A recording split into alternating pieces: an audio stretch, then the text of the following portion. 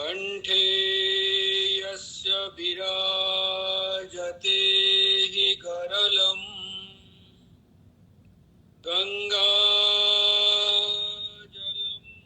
मस्तके वामांगे गिरिराजराजतनया जाया भवानी स्थिता नन्दीस्कन्दगणाधिनाथ सहितो श्री विश्वनाथ प्रभो केदारांचल संस्थितो हि सततम् कुर्यात् सदा मंगलम् वंशे विभूषितकरान्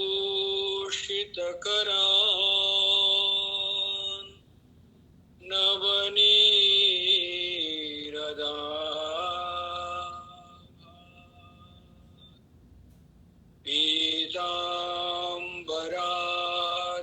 पीताम्बरातरुणबिम्ब फलाधरोष्ठात् पूर्णेन्दुसुन्दरमुखा दरवीन्दनेत्रात् कृष्णाद् परं किमपि तत्त्वमहं न जाने। गुरुर्ब्रह्मा गुरुर्विष्णुर्गुरुर्देवो महेश्वरः गुरुः साक्षात् परं ब्रह्म तस्मै श्री गुरवे नमः। तस्मै श्री गुरवे नमः। सर्वांतर्यामी परमेश्वर की असीम अनुकंपा, महापुरुषों की मंगलमयी शुभेच्छा, परम गुरुदेव स्वामी शिवानंद जी महाराज, सदगुरुदेव स्वामी चिदानंद जी महाराज, उनके मंगलमय सूक्ष्म उपस्थिति, दिव्य प्रेरणा से हम लोग गूगल मीट के माध्यम से सत्संग कर रहे हैं। आप सब आदरणीय उपस्थिति, मातृशक्ति, सज्जन वृंद, हम लोग श्रीमद् भागवत एकादश स्कंद अवधूत उपाख्यान के ऊपर चिंतन मनन कर रहे हैं। जो द्वितीय गुरु है वायु, यहाँ दत्तात्रेय भगवान बताते हैं, एक तो शरीर के अंदर संचरण करने वाली वायु और बाहर विचरण करने वाली जो वायु, दोनों से मैंने शिक्षा ग्रहण की और अपने जीवन को संवारने के लिए प्रयास किया। देखिए, बहुत सारी चीजें हम लोग जानते हैं लेकिन आचरण में नहीं उतार पाते हैं, और जो आचरण में उतार लेता है वो महान हो जाता है। एक छोटा सा दृष्टांत मैं दूंगा आप लोगों को। एक बार एक महात्मा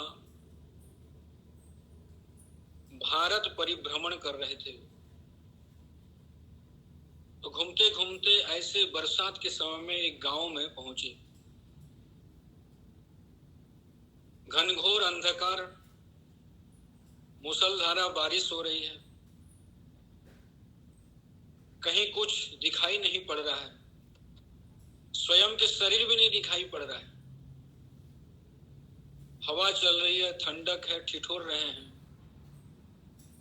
रात्रि का समय है और रात्रि कहीं ना कहीं गुजारना चाहते थे, इसलिए कई घरों में जाकर के दरवाजा खटखटाए लेकिन कोई दरवाजा खोले नहीं। और महात्मा हिम्मत नहीं हारे, एक घर से दूसरे घर, दूसरे घर से तीसरे घर, ऐसे पूछते पूछते आगे बढ़ते गए। संयोग से रात्रि में एक चोर चोरी करने के लिए दरवाजा खोला। और महात्मा को लगा कि भाई कोई सज्जन व्यक्ति आवाज सुन करके दरवाजा खोले। उनके पास जाकर के निवेदन करते हैं कि मैं रात्रि गुजारना चाहता हूं, आप यदि कृपा करें मेरे ऊपर तो ठीक ठीक अच्छे प्रकार से रात्रि कट जाएगी, फिर सवेरे मैं चला जाऊंगा। तो चोर ने सच बताया। उसने कहा देखो आप रुकना चाहते हैं तो रुक सकते हैं मेरे घर में, लेकिन मैं एक चोर हूं, मैं चोरी करने के लिए जा रहा हूं। अब महात्मा को लगा यार कोई खुल ही नहीं रहा है, चलो रात्रि गुजारना ही है। तो चोर के घर में महात्मा रात्रि में रुके और चोरी करने के लिए चोर वहां से गांव, अलग अलग गांव में जाने लगा। एक दिन के लिए महात्मा जी कहे, लेकिन कुछ दिन वहां रुक गए। रोज चोरी करने के लिए चोर जाता था और भोर सवेरे 4 साढ़े 4 बजे लौट आता था। कहता था, हिम्मत नहीं आता था चोर, कहता कोई बात नहीं, धैर्य रखा था, आज नहीं मिला तो कल जरूर मिलेगा। और इस प्रकार जब तक महात्मा उनके घर में रहे, 1 महीना तक महात्मा जी रहे, कभी उनको चोरी की चीज मिली नहीं। लेकिन उनके चेहरे पे प्रसन्नता थी, कल जरूर मिलेगी, बहुत बड़ा हाथ लगेगा। अब महात्मा जी 1 महीना के बाद चले गए, लेकिन उस चोर से एक गुण सीखे। क्या? धैर्य। आज भगवान नहीं मिले तो कल जरूर मिलेंगे। वो महात्मा अपने जीवनी में लिखते हैं कि चोर को मैं बहुत धन्यवाद देता हूं। 1 महीना उसने मुझे खिलाया पिलाया, घर में आश्रय दिया, लेकिन उससे मैंने एक गुण सीखा, अच्छा गुण। क्या? धैर्य। और मैंने अपने जीवन में उसको उतारने के लिए प्रयास किया और आगे चल करके उस गुण ने मेरे जीवन में चमत्कार भर दिए। कैसे? जब भी मैं साधना करता था, कई बार झुंझलाहट होती थी, मन निरस हो जाता था और मुझे लगता था कि साधन भाजन छोड़ो और घर चलो। लेकिन ये जो चोर था, उसकी जो हिम्मत थी, उसका जो धैर्य था, बार बार मेरे जहन में ऐसे प्रेरणा प्रदान करते थे। और मैं सोचता था आज यदि भगवान नहीं मिले तो कल अवश्य मिलेंगे। और दूसरे दिन अधिक उत्साह के साथ, अधिक जोश के साथ मैं अपने साधना में लग जाता था। और समय आने पर चोर से जो मैंने गुण सीखा था, चोर ने कहा नहीं था, लेकिन चोर जो क्रिया करता था और उसके बाद भी महात्मा के समक्ष जो वर्णन करता था, उससे महात्मा ने गुण ग्रहण कर लिए और उस गुण को अपने जीवन में आजमाए। विचार में, बोध में, क्रियाकलाप में, दैनंदिन जीवन में, साधना में उसको उपयोग किया। तो महात्मा कहते हैं कि आगे चल करके मुझे भगवत साक्षात्कार हुआ। चोर से मैंने मंत्र नहीं लिया था, लेकिन मैं चोर को गुरु माना। तो ठीक इसी प्रकार दत्तात्रेय भगवान वायु से 2 गुण ग्रहण किए। एक अंदर में जो आध्यात्मिक वायु जिसको हम लोग कहते हैं,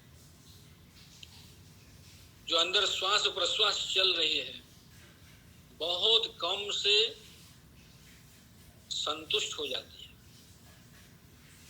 तो इसलिए ऐसे, क्योंकि जब आप भोजन नहीं करेंगे तो शरीर अशक्त हो जाएगा, तो भगवत साक्षात्कार भी नहीं हो पाएगा। इसलिए कुछ ना कुछ तो सेवन करना पड़ेगा। लेकिन ऐसी चीज आप सेवन करें कि आपकी बुद्धि विकृत न हो, मन चंचल न हो और वाणी व्यर्थ बकवास न करे। प्राण भोजन से ही संतुष्ट होता है। तो इसलिए संतोष नामक जो गुण है, आध्यात्मिक प्राण से मैंने शिक्षा ग्रहण की। और बाहर में जो विचरण करने वाली वायु है, देखिए वायु में गुण है, सब जगह जाती है। वो ब्राह्मण के घर भी जाती है, एक शूद्र के घर भी जाती है, मांस मदिरा खाने वाले के घर में भी जाती है, और सुंदर सुंदर व्यंजन बना करके भगवान को भोग लगाने वाले जो भक्त होते हैं उनके घर में भी जाती है। उसमें कोई भेदभाव नहीं है। दूसरी बात, वो हिंदू के घर में भी जाती है, बौद्ध, पारसी, जैन, क्रिश्चियन, मुस्लिम, सबके घर में, उसमें कोई भेदभाव नहीं है। तो इसलिए वायु से आप एक गुण ग्रहण कर सकते हैं कि संसार में जो अनेक प्रकार के भेद दिखाई पड़ रहा है, जाति, धर्म, देश, अनेक प्रकार के विवाद चलता है। देखो, विवाद दृश्य में होता है, अधिष्ठान में कोई विवाद नहीं है। और हम लोगों की जो दृष्टि है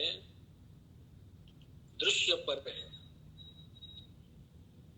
जिसमें दृश्य टिका हुआ है उस अधिष्ठान को हम लोग बोध नहीं कर पाते। शरीर को तो सब देखते हैं कि भाई ये काला है, ये गोरा है, ये लंबा है, ये नाटा है, मोटा है, ये पतला है। लेकिन शरीर को जो धारण कर रखा है उसको कोई नहीं देख पाते। तो इसलिए उसको देखना है। अब मैं आपको दृष्टांत देता हूं जो आपको ये बात समझ में आएगी। दीवार है, ईंट है, घड़ा है, मिट्टी है, ढेला है, अनेक प्रकार की चीजें हैं। लेकिन इन सब चीजों के जो अधिष्ठान है वो केवल मिट्टी है। जब आप दीवार को देखते हैं तो वहां आप मिट्टी को नहीं देखते। जब आप घड़े को देखते हैं तो आप घड़ा को देखते हैं, मिट्टी को नहीं देखते। जब ढेला को देखते हैं, पत्थर को देखते हैं, सोना को देखते हैं, ये सब मिट्टी के विकार हैं।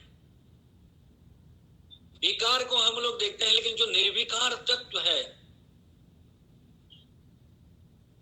उसको कोई ग्रहण नहीं कर पाता है।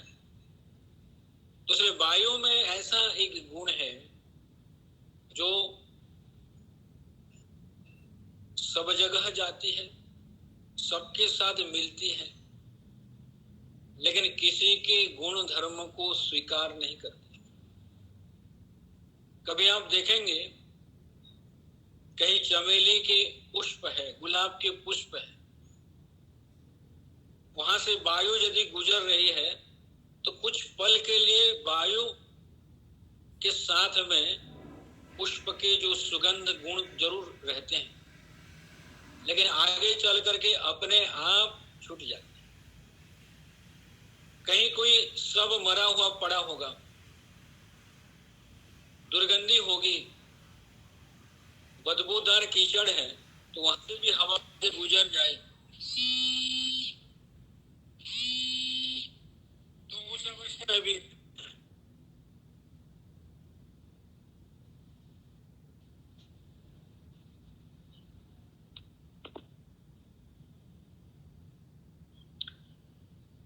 बदबूदार कोई कीचड़ है तो उस अवस्था में भी वायु वहां से जब गुजरेगी तो कुछ पल तक दुर्गंधी साथ में है ऐसा आपको लगेगा, लेकिन आगे चल करके वो भी अपने आप छूट जाते हैं।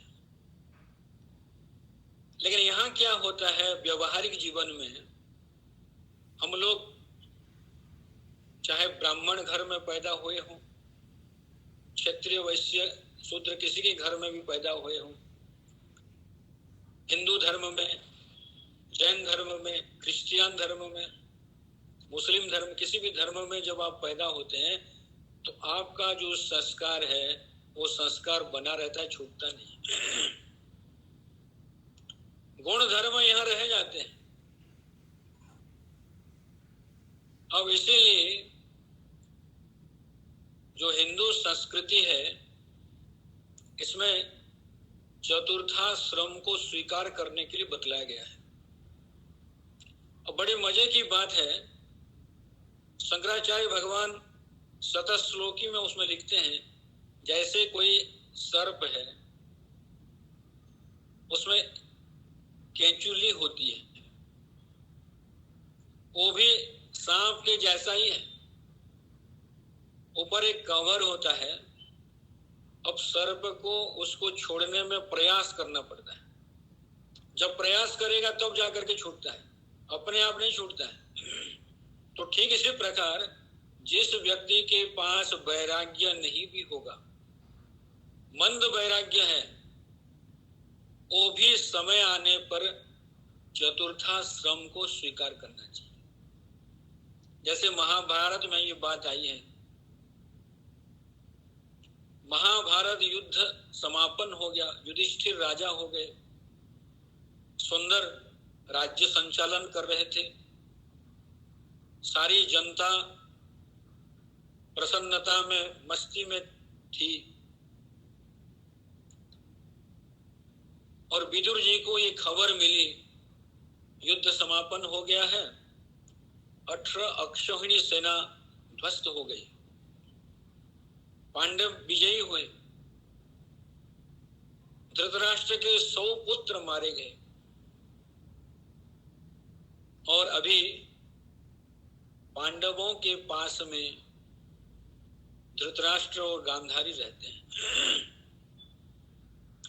तीर्थाटन करते हुए विदुर जी वहां पहुंचते हैं, कुशल मंगल पूछते हैं, और धृतराष्ट्र के पास जाकर के धृतराष्ट्र को अपने भतीजे पर इतना प्रेम उमड़ रहा था,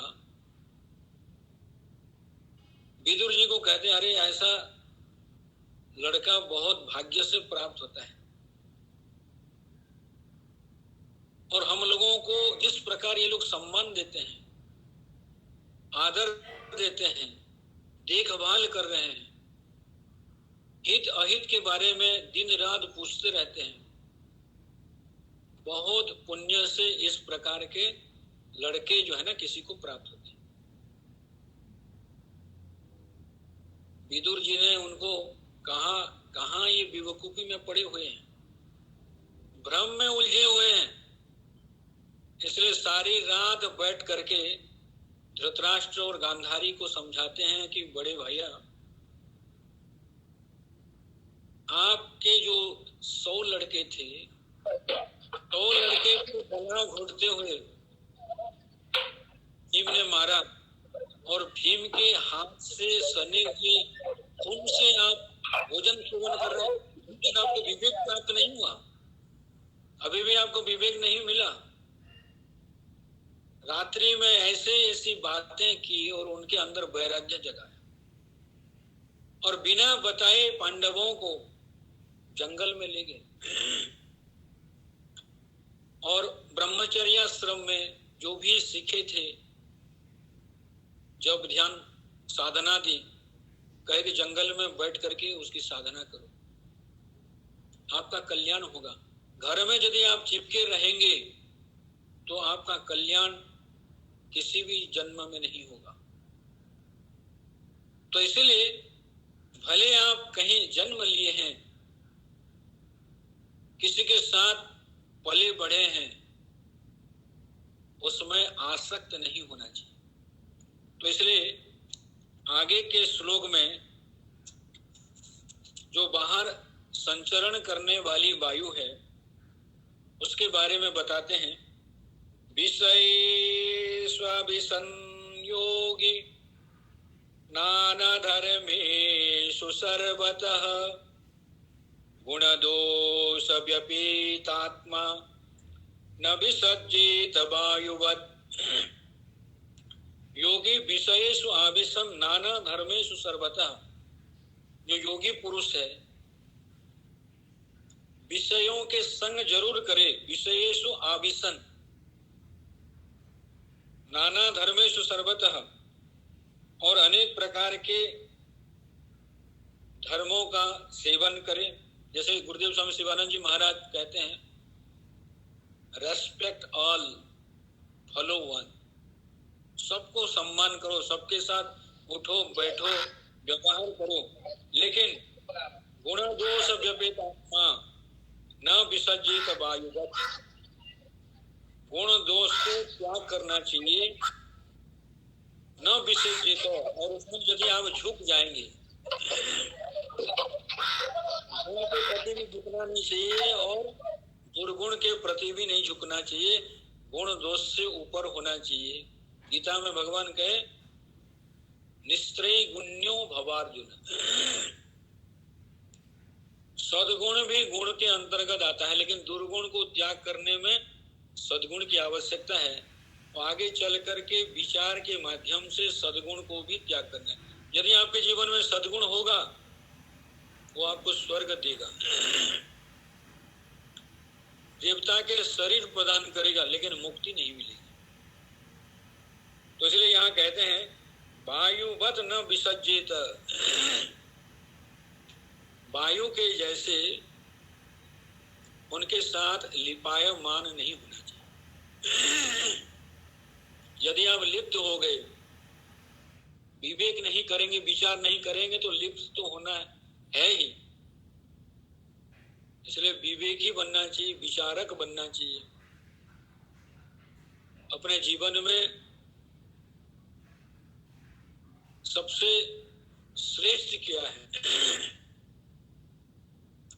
मुख्य चीज क्या है, आपका लक्ष्य उसी में होना चाहिए। मन यदि लक्ष्य से भटक रहा है तो बहुत बड़ी विडंबना है। इसे संसार में जरूर आप रहिए, लेकिन आपके अंदर संसार नहीं होना चाहिए। तो ये बहुत बड़ा वायु के गुण है। सब जगह वायु जाती है, भेदभाव नहीं है। दूसरी बात, गुणों के साथ संग हो रहा है ऐसा आपको लगता है, लेकिन गुणों का संग नहीं है। गुण ही अपने आप छूट जाते हैं। तो इसलिए गुण दोष भाग नहीं होना चाहिए। Please mute your videos.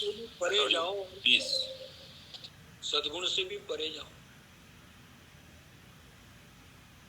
तो इसलिए यहाँ वायु से सीखना चाहिए, राग द्वेष से परे जाना चाहिए। देखो, द्वेष तो समझ में आ जाता है। किसी के साथ यदि द्वेष हो गया, झगड़ा झंझट हो गया, तू मैं हो गया, हाथापाई हो गई, ये बात तो समझ में आती है। लेकिन कहीं यदि प्रेम होता है, please mute your video and audio. किसी वस्तु से अथवा किसी व्यक्ति से यदि प्रेम हो गया, राग हो गया, तो व्यक्ति वहां समझ नहीं पाता है। सोचता है ये तो ठीक है, अच्छी संगत मिली है, समय कट रहा है, लेकिन बंधन में आप पड़ रहे हैं। उसको भी विचार करना है, विवेक करना है। एक बार एक सत्संगी व्यक्ति थे, सेठ जी, समय निकाल करके सत्संग में जा करके बैठा करते थे। बहुत सारी चीजें सीखी और अपने जीवन में उतारे भी। गृहस्थाश्रम में रहते हुए भी उनके अंदर हर समय तड़प जो है ना बनी हुई थी, इसी जीवन में मुझे भगवत साक्षात्कार होना चाहिए। तो एक बार चातुर्मास के समय उनके गांव में कोई महात्मा आए थे।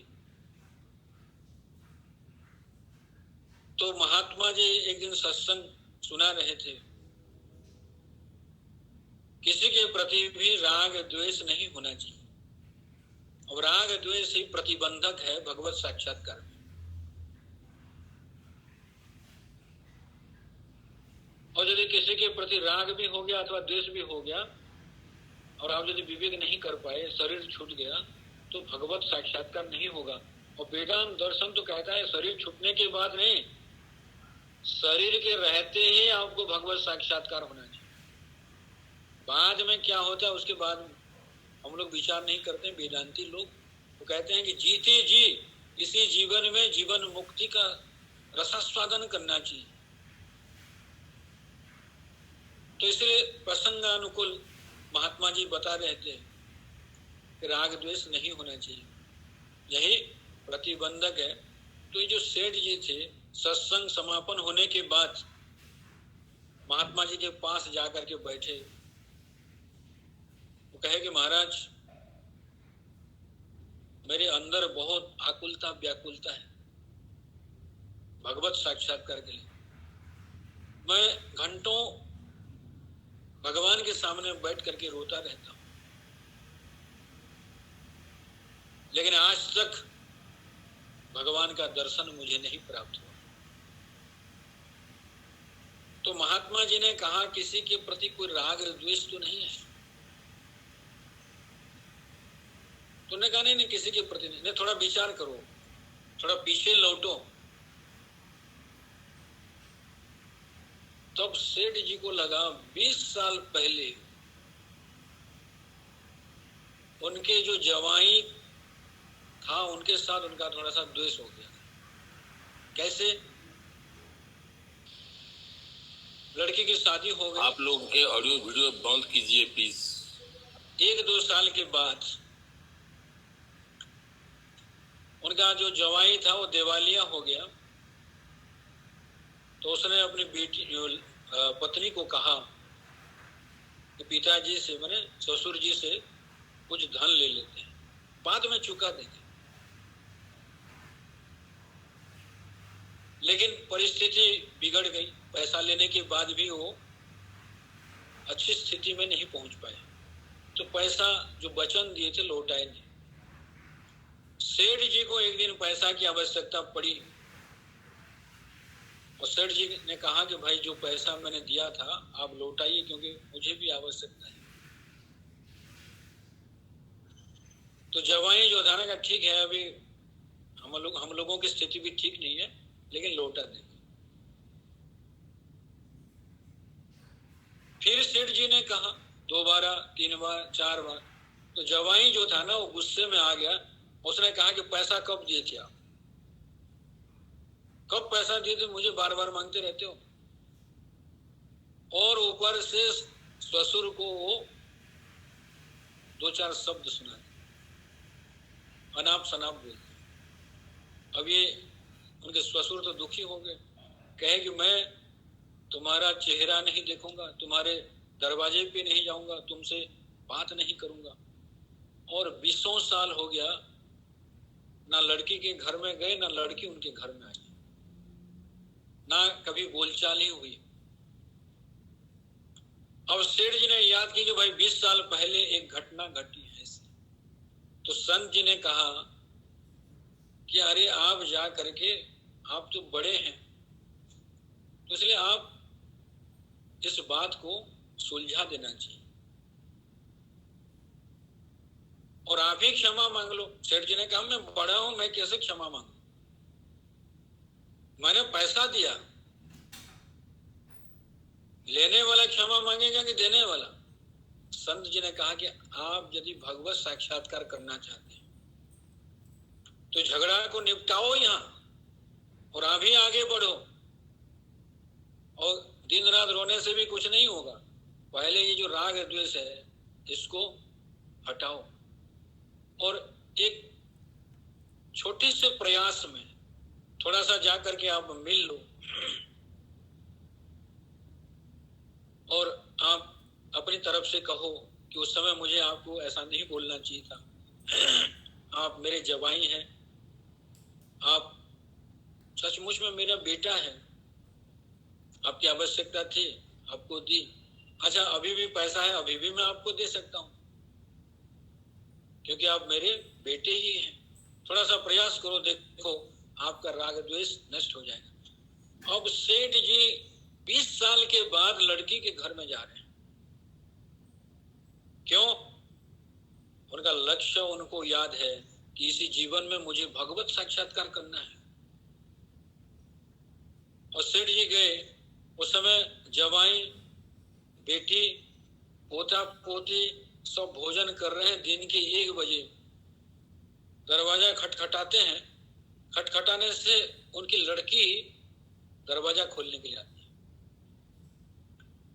20 साल से कोई बातचीत नहीं, एक दूसरे को देखे नहीं, एक दूसरे के घर में गए नहीं। सामने वृद्ध पिताजी को देख करके लड़की तो बिल्कुल हक्का बक्का हो जाती है। और फिर दरवाजे पे पिताजी हैं, कहती है पिताजी अंदर आ जाइए। और भोजन कर रहे थे जवाई, उनके पोता पुत्र सब हाथ धो करके आ करके पैर पड़ते हैं। अब सेठ जी कहते हैं कि देखो बेटा, उस समय मुझे आपको ऐसा नहीं बोलना चाहिए था, आप मेरा बेटा ही है। और आप उस समय गुस्से में जो कुछ भी मुझे बोले, चलो मैं उसको बुरा नहीं मानता हूं और आप मुझे क्षमा कर दीजिए। सेठ जी बोल रहे हैं। अब उनके जो जवाई था वो रोने लग गया। वो कहता है कि अरे पिताजी, आप हमको क्षमा मांग रहे हैं। देखिए, आप पैसा दिए थे, वो मेरे को याद है। उस समय मैं गुस्से में आपको बोल दिया और अभी भी मैं आपके पैसे अलग से रखा हूं, पैसा रखा हूं, आप पैसा ले लीजिए, लेकिन आप हमको क्षमा मत मांगिए, आप हमें क्षमा दे दीजिए। देखो, इधर ससुर क्षमा मांग रहे हैं, उधर जवाई क्षमा मांग रहे हैं। जवाई भी रो रहे हैं, ससुर भी रो रहे हैं, लड़की रो रही है। अब देखो, एक छोटा सा प्रयास जिसमें द्वेष मिट गया, छोटा सा प्रयास, मैं बड़ा हूं, मैं क्यों बोलूं, बस यही तो समस्या हो जाती है।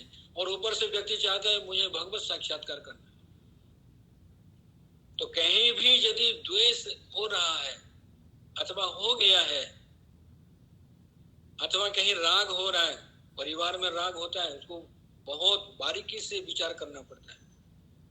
चाहे पति पत्नी का संबंध है, बाप बेटे का संबंध हो, पोता दादा दादी का संबंध हो, उसमें राग होता है। राग द्वेष वियुक्तैस्तु विषयान इंद्रिय शरण आत्म बसिर विधि आत्मा प्रसाद मधिगच्छति। 2 अध्याय गीता में भगवान ने कहा, ये जो राग द्वेष है बहुत बड़ा शत्रु है। वियुक्तैस्तु, इनको अपने जीवन से पूर्ण रूप से हटा दो। यही बीज है पूर्व जन्म के लिए। तो इसीलिए भले आप विषयान इंद्रिय शरण, इंद्रियों के द्वारा विषयों का सेवन करो, शब्द स्पर्श रूप रस रंग, लेकिन राग द्वेष त्याग। आत्म बसर विधेय आत्मा, जो अपने इंद्रियों को संयमित कर रखा है, ऐसा जो साधक साधिका है, वही प्रसाद को, प्रसाद का अभिप्राय होता है विषय वासना रहित जो शुद्ध मन है, जिसमें प्रसन्नता ही प्रसन्नता है। प्रसादस्तु प्रसन्नता, शंकराचार्य भगवान लिखे हैं, प्रसाद क्या है? प्रसन्नता। निर्विषय जो चित्त है, विषय वासना से रंगा हुआ जो चित्त होगा, उसमें प्रसन्नता नहीं होती है, सुख होगा, और वो सुख कुछ पल के अनंतर नष्ट हो जाता है, पुनः दुख आएगा। तो ये जो बाह्य संचरण करने वाली जो वायु है, अच्छा वायु कहाँ नहीं है बताइए? सर्वत्र व्याप्त, सब जगह है, सबके साथ वायु मिलती है, लेकिन किसी के साथ संबंध नहीं। आपको लगेगा कि भाई संबंध है, आगे के श्लोक में यहां बताते हैं, गंध जो है ना पृथ्वी के गुण है, और वायु के जो गुण है वो स्पर्श है। लेकिन वायु पृथ्वी के गुण को भले कुछ पल के लिए धारण करता है, लेकिन अनासक्त होकर के रहता है। बाह्य स्पर्शे स्वशक्तात्मा विन्दत्यात्मनि यत् सुखम स ब्रह्मयोग युक्तात्मा सुखम अक्षयमश्नुते। बाह्य स्पर्शेषु असक्तात्मा, बाह्य स्पर्श शब्द स्पर्श रूप रस गंध, इसमें जो अनासक्त है और जो आत्मा में प्रतिष्ठित है, स ब्रह्म योग युक्त आत्मा, ब्रह्म योग का मतलब सत चित आनंद से जो युक्त है, आप ही सत है, आप ही चित है, आप ही आनंद रूप, इसी में यो युक्त है। इसमें परिवार युक्त नहीं कहा, पत्नी युक्त नहीं कहा, पति युक्त नहीं कहा, सब ब्रह्म योग युक्त आत्मा, ब्रह्म में यो युक्त क्या होगा? आप स्वयं ही ब्रह्म है, अभिन्न रूप से ब्रह्म का बोध जो करने वाला है। सुखम अक्षयम अश्नुते, वो अक्षय सुख को प्राप्त करता है। और हम लोग जो वैषयिक जो सुख प्राप्त करते हैं, ये क्षयशील सुख है, उत्पन्न और नष्ट होने वाला सुख है। कोई वस्तु, कोई मित्र कभी कभी मिल जाते हैं तो सुख होता है, कोई दुष्ट व्यक्ति मिल जाए तो दुख होता है, संत मिल जाए तो सुख होता है। तो चाहे दुख अथवा सुख, ये दोनों उत्पन्न होते हैं और नष्ट होते हैं, लेकिन ब्रह्म ऐसा सुख है जो उत्पन्न और नष्ट नहीं होता है। तो वायु अपने गुण के साथ साथ दूसरे के गुण को ग्रहण करता है। पृथ्वी के गुण, जैसे पुष्पोद्यान होकर के वायु यदि गुजर रही है, तो उसमें यदि जो भी फूल खिले हुए होंगे, उस पुष्प जो है ना पृथ्वी है। अब उसमें सुगंधित जो गुण है पुष्प में, वो पृथ्वी के गुण है। पुण्यो गंध पृथिव्याम च, विभूति योग में भगवान ने कहा जो पुण्य गंध है, दुर्गंध नहीं कहे, सुगंध है। भगवान ने कहा ये मेरा स्वरूप है। तो वायु पृथ्वी के गुण को जरूर धारण करती है, लेकिन अनासक्त रूप से, और अपने आप आगे चल करके गुण ही छूट जाता है। ठीक इसी प्रकार जो आत्मा है, शरीर को धारण करता है। आत्मा का जो स्वरूप है वो तो सत्य चित आनंद है। वो जो शरीर है असत है, अचित है, अदुख रूप है। शरीर को धारण करता है, और शरीर के साथ साथ शरीर से संबंध रखने वाले जो भी परिवार है, मित्र वर्ग है, उनको भी धारण कर लेता है, लेकिन अनासक्त होना चाहिए।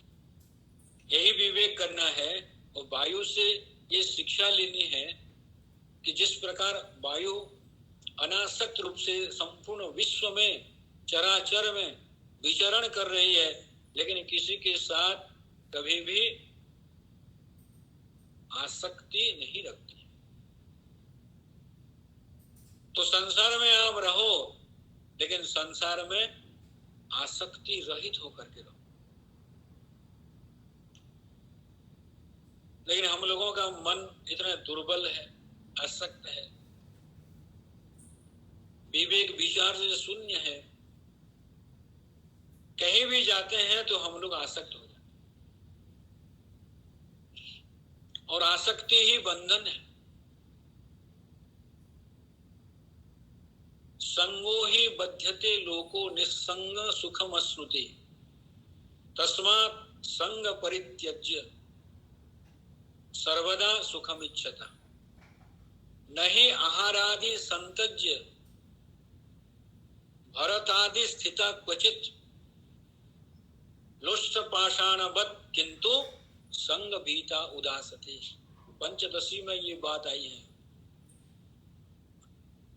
जो संग है ये बंधन में व्यक्ति को डालता है। कहीं भी मेरा भाव, संग का अभिप्राय क्या? मेरा भाव। महात्मा लोग उसका अर्थ कहते हैं संगमनम संगः, किसी भी जगह पे चिपक जाना। ऐसे मेरा भाव ठोस हो जाता है और वहां से अपने आप को व्यक्ति हटा नहीं पाता। संगो ही बध्यते लोकः निस्संगः सुखम अश्नुते।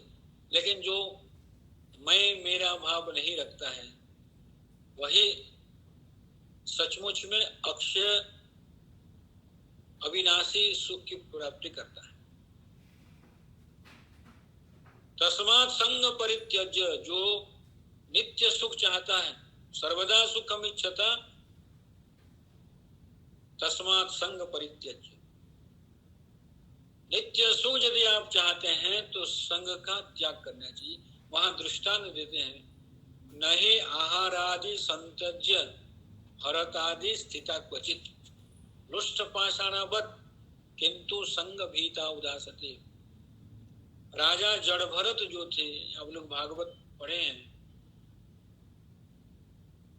वो उदासीन भाव से रहते थे,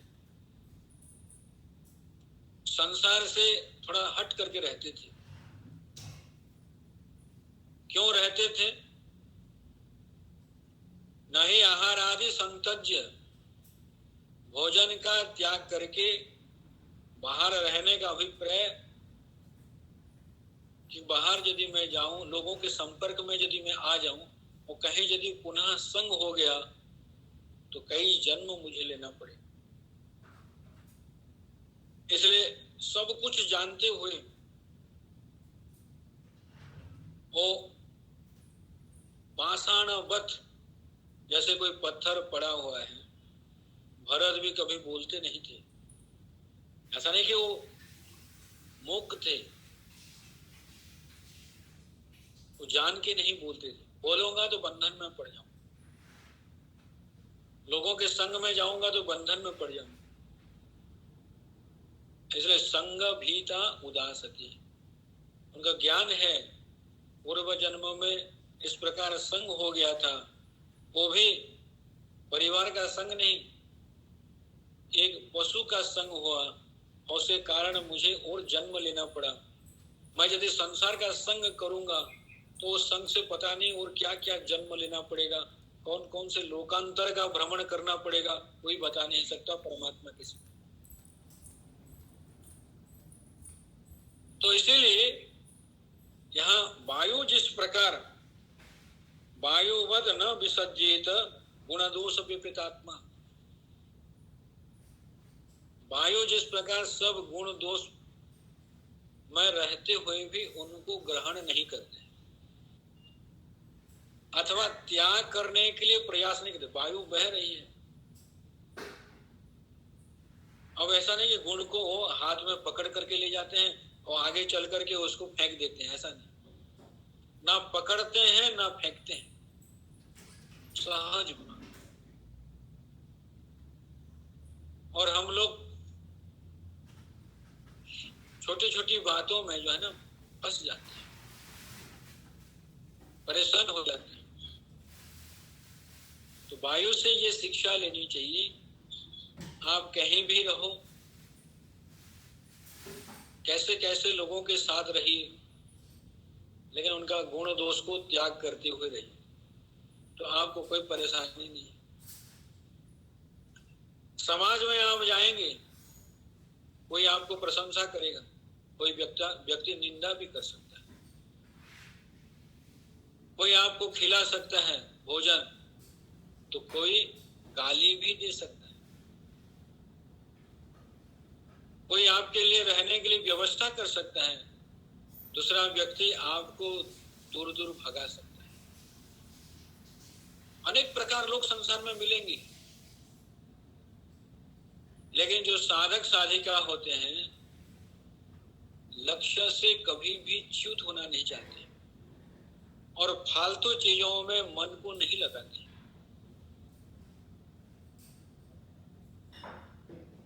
कभी कोई घटना यदि घट जाए तो आसानी से लोगों को क्षमा कर देते हैं अथवा क्षमा मांग लेते हैं और उस जगह से आगे बढ़ जाते हैं। लेकिन हम लोगों के जीवन में कमी ये आती है कि हम लोग उलझ जाते हैं, और जो व्यक्ति उलझेगा वो फंसेगा, आगे चल करके सुलझाना भी उसी को है। जब आगे चल करके सुलझाना ही है, कई जन्मों के बाद भी यदि आपको सुलझाना है तो इसी जन्म में अभी क्यों ना सुलझाए, क्योंकि आपको भगवत साक्षात्कार करना है। जो मनुष्य जीवन प्राप्त हुआ है संसार के भोग विलास के लिए नहीं मिला है, संसार से छूटने के लिए अमूल्य मानव शरीर हम लोगों को प्राप्त हुआ है। संसार में फंसने के लिए नहीं, छूटने के लिए। जैसे गुरुदेव स्वामी शिवानंद जी महाराज कहते हैं, no thy self and B free. लेकिन व्यक्ति सारा संसार को जानना चाहता है, अपने आप को माइनस करके संसार को जानना चाहता है। लेकिन जो व्यक्ति संसार को माइनस कर लिया और अपने आप को जान लिया तो सचमुच में महान व्यक्ति है। तो इसलिए वायु से हम लोग शिक्षा ग्रहण करते हैं दो। अंदर में विचरण करने वाली जो वायु है, अध्यात्म वायु जिसको कहते हैं, प्राण कहते हैं, संतोष गुण उससे लेना चाहिए। सर्पः पिबन्ति पवन न च दुर्बलास्ते शुष्कैस्तृणैव न गजा बलिनो भवन्ति कंदे फले मुनिवरा क्षपयन्ति कालम् संतोष एव पुरुषस्य परम निधानम्। सर्पा पिबन्ति पवनः न च दुर्बलास्ते। जो सांप है ना, उनके जो मुख्य खाद्य है पवन, वायु। वायु भक्षण करने पर भी वो दुर्बल नहीं होते।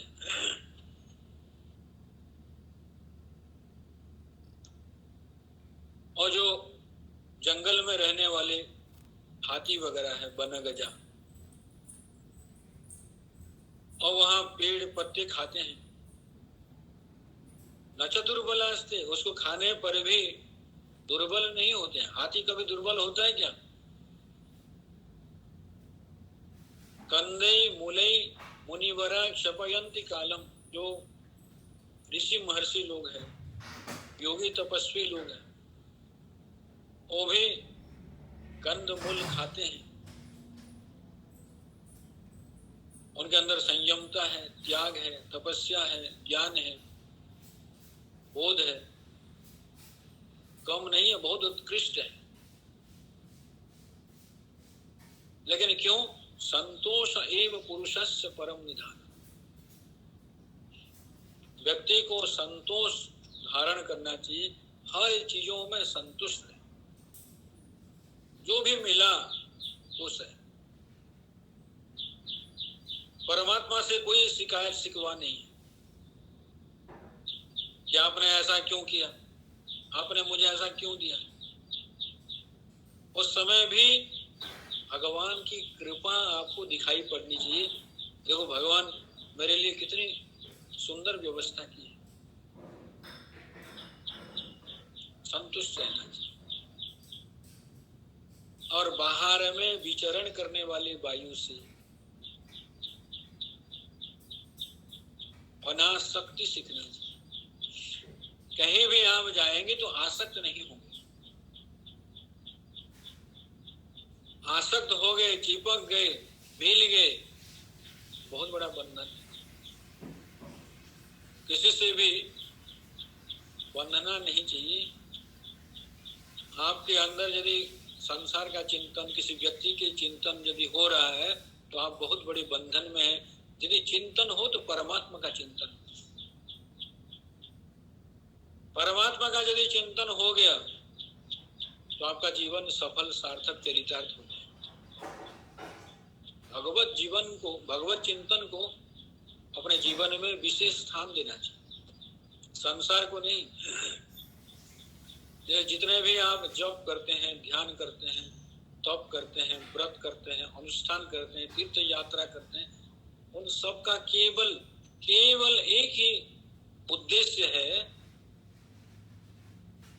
आपके जीवन में भगवान का आगमन हो जाए, आपके दिलो दिमाग में परमात्मा छा जाए, परमात्मा चिंतन नित्य निरंतर बने।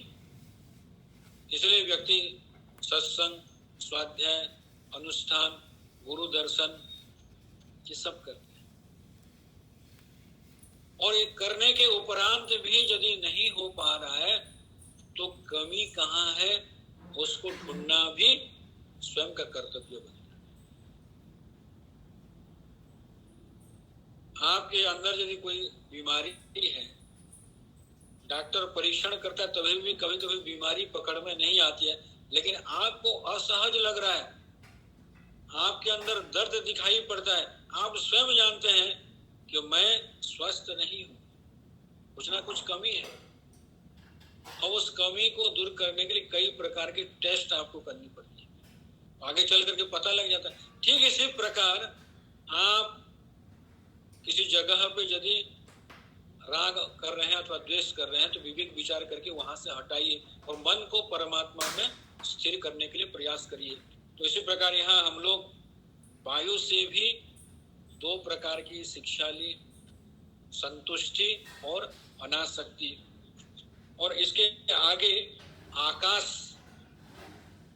से कौन सी शिक्षा ली उसका विचार हम लोग आगामी सत्र में करेंगे।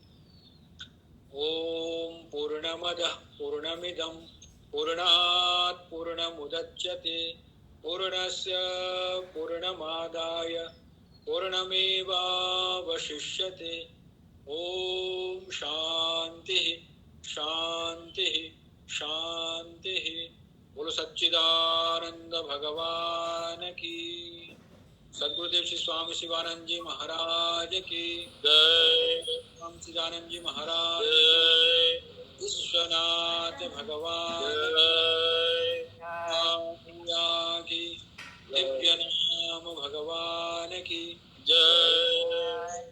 पार्वती पते हर हर हरिओम। प्रणाम स्वामी जी, प्रणाम, बहुत बहुत प्रणाम स्वामी जी, बहुत बहुत प्रणाम। हरिओम, प्रणाम। हरिओम स्वामी जी, प्रणाम। प्रणाम प्रणाम प्रणाम प्रणाम। हरिओम, प्रणाम। हरिओम नमः।